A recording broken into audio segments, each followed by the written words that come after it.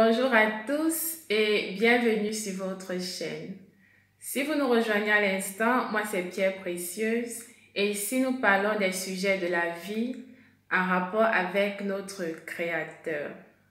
Alors, aujourd'hui je vous propose un thème.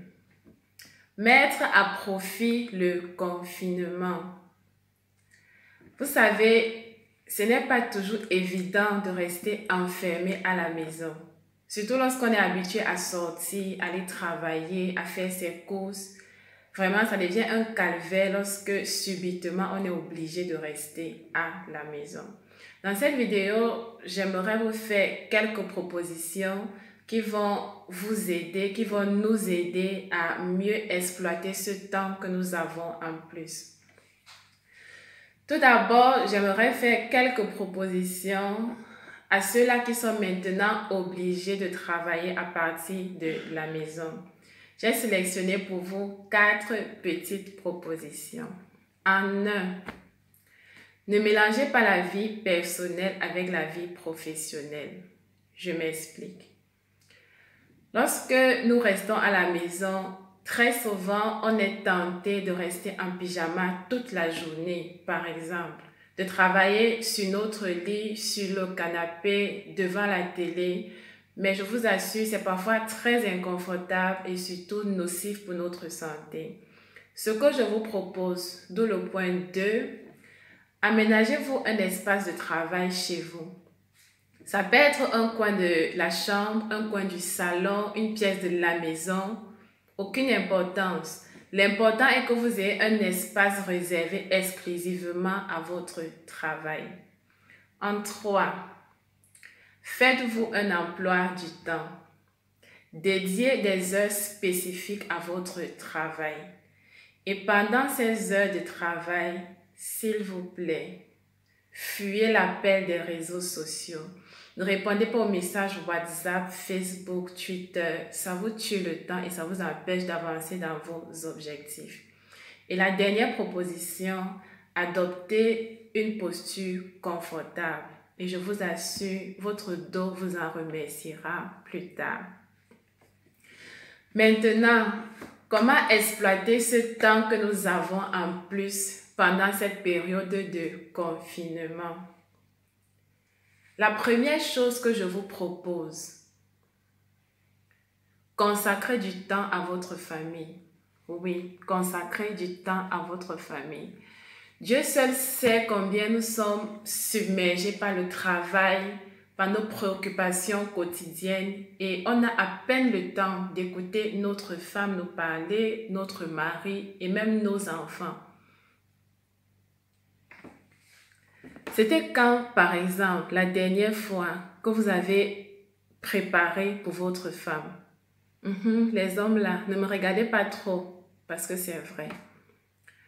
Et vous, les femmes, c'était quand la dernière fois que vous avez fait un bon petit déjeuner pour votre mari? Un bon repas pour vos enfants? Profitez de ce temps que vous avez en plus pour recommencer ou alors pour commencer à faire ces petites choses qui font du bien à la famille. En 2, parlez des problèmes en suspens. On n'a toujours pas le temps de parler des choses qui nous dérangent. Profitez de cet instant pour parler des problèmes que vous avez dans votre couple. Profitez pour parler à vos enfants, pour savoir si tout va bien pour eux, à l'école, avec leurs amis, dans leurs études. Profitez de ce temps pour résoudre les problèmes en suspens. En 3, je vous propose tout simplement de faire du rangement et de la propreté à la maison. On n'a pas toujours le temps de faire la propreté. On n'a pas toujours le temps de ranger son dressing, par exemple. Profitez de ce temps, rangez la cuisine, rangez le salon, rangez votre chambre. Mettez la propreté dans tous les coins de la maison. Changez de position, changez de décor. Donnez une nouvelle figure à votre maison. Ça fait du bien. En 4, revoyez les albums photos. Feuilletez les photos, rappelez-vous des bons moments que vous avez passés ensemble, en famille, avec les enfants. Et qui sait, cela peut vous aider à renouer avec une bonne vieille habitude qui vous faisait tellement de bien. La dernière proposition. Consacrez les minutes supplémentaires du matin à la prière. Oui, à la prière parce que la prière est très importante. Soyez reconnaissants. Remerciez Dieu de ce que vous avez, de ce que vous avez vos enfants, votre femme à vos côtés. Et priez pour ceux qui n'ont pas le même privilège que vous, qui n'ont pas la même grâce que vous. Priez pour cette pandémie qui alarme le monde entier à cette période difficile que nous traversons. Continuez de prier pour ces médecins-là, pour ces infirmiers-là, pour ces auxiliaires de vie-là qui risquent leur vie jour et nuit dans les hôpitaux pour sauver ces personnes malades. Continuez de prier pour les personnes souffrant de ce virus, souffrantes de ce virus, autant pour moi. Continuez de prier pour ces personnes. Priez pour vos différents pays. Priez pour vos différents gouvernements pour que Dieu leur accorde la sagesse pour mieux diriger cette crise. Oui, priez, priez parce que la prière est très importante.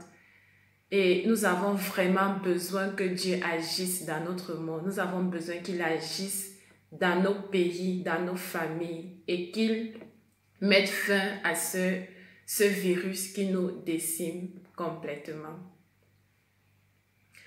J'espère que ces quelques conseils vous ont été d'une bonne utilité. N'hésitez pas à liker, à partager et je reste à votre disposition pour toute question, pour toute proposition. Et sur ce, je vous souhaite beaucoup de santé, beaucoup de courage et je vous dis à bientôt pour notre prochaine vidéo. Bye bye!